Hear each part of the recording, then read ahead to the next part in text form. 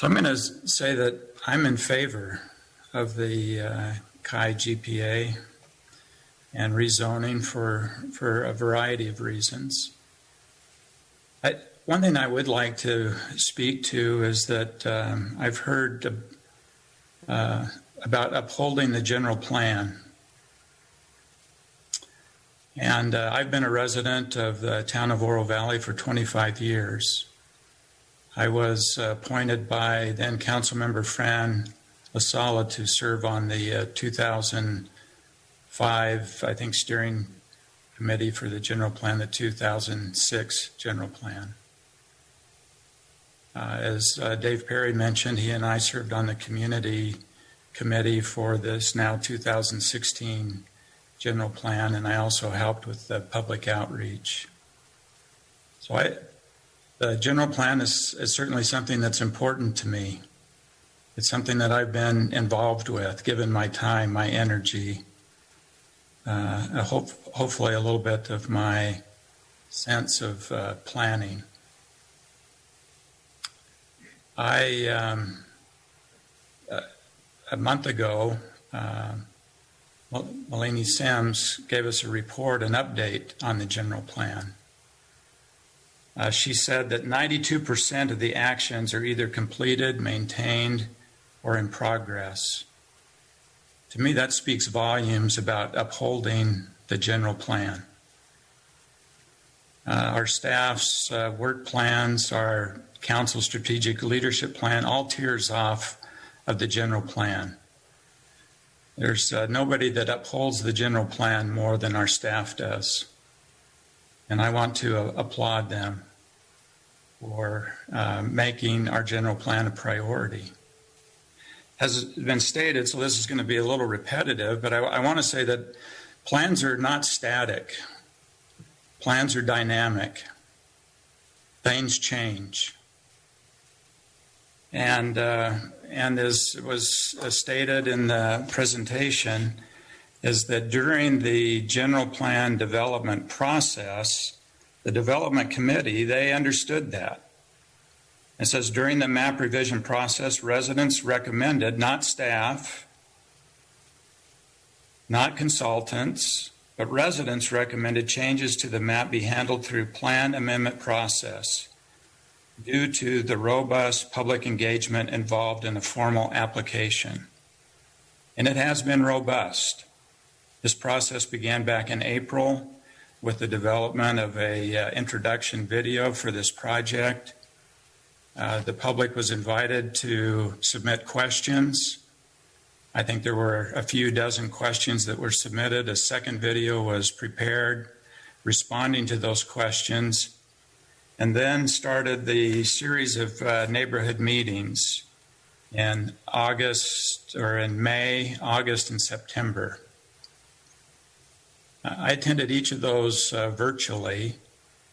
There were two participants at the May meeting that had questions. There may have been more, but two with specific questions. In the August meeting, there were 4. In September, there was 5. In every instance, in fact, some of the comments were complimenting the earlier presentations, or so on and so forth.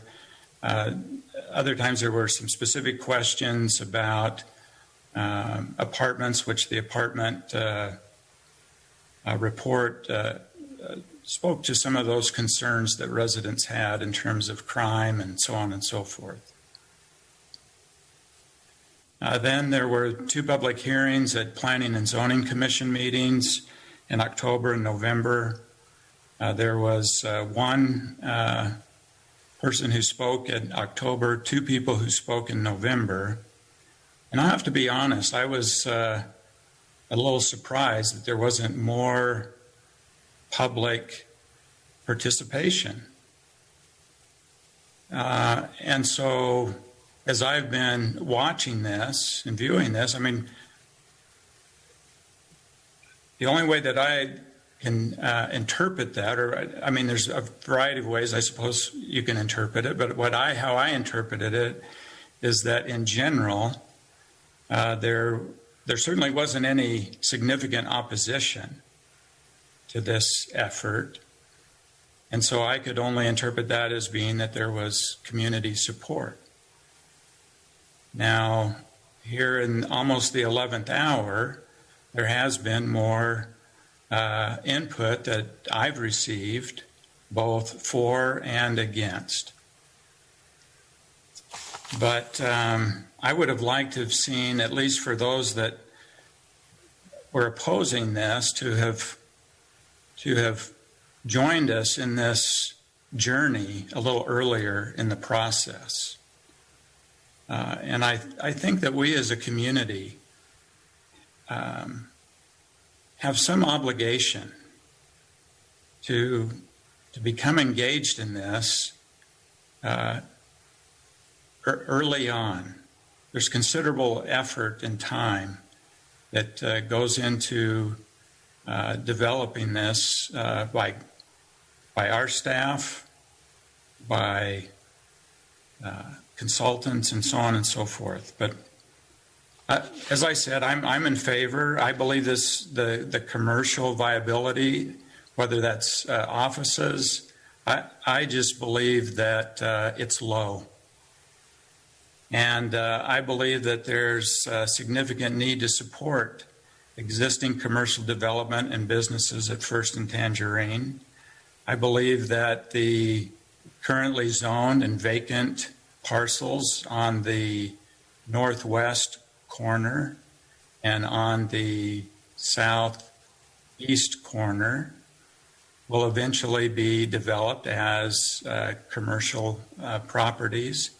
But I believe that there's a significant need now to support existing commercial development and businesses at this intersection and really beyond. And I think that's been illustrated well by the staff's analysis. But it's been reinforced by my hitting the pavement and going to these properties with Mr. Perry and visiting one-on-one with these business owners. And not only that, but also walking past the vacant commercial properties. And some of these have been vacant from the time they've been built. And that's one of the reasons that we made those code changes, is to create more viability for these centers that are already developed. You know, I believe the plan amendment process was executed as it was envisioned by the Your Voice, Our Future Development Committee. And I applaud the staff and everyone who's been involved in this process. The proposal was approved by a council-appointed Planning and Zoning Commission. And I will be the first to admit that I don't always agree with recommendations that come from our planning and zoning commissions. And some of you will remember that I made the statement that will not be a rubber stamp mayor. But I do value their input. And for those reasons, and others, but it's late, I support this amendment.